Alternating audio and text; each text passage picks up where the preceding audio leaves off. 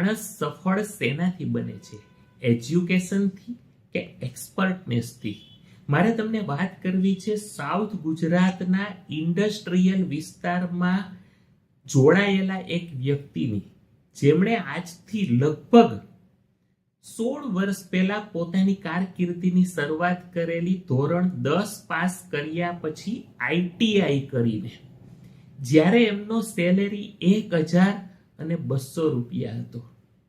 આજે વાતને 16 વર્ષ જેટલો સમય થઈ ગયો છે, પણ મિત્રો આજે એમનું સેલેરી 1,20,00,000 રૂપિયા છે. તમને આશ્ચર્ય લાગે છે? પણ આ શક્ય છે. આ વાસ્તવિક ઘટના છે કે એક ઇલેક્ટ્રિક ફિલ્ડ સાથે જોડાનાર વ્યક્તિ 1,200 રૂપિયામાંથી 1,20,00,000 સુધી 16 વર્ષની જર્નીમાં નોકરી કરીને પહોંચી શકે છે.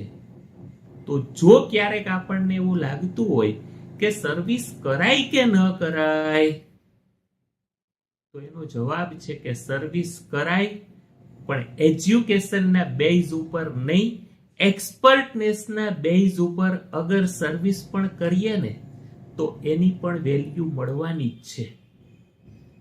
સવાલ મારો તમને છે કે તમે એજ્યુકેશન ઉપર આગળ વધી રહ્યા છો કે એક્સપર્ટનેસ ઉપર? વિચારો.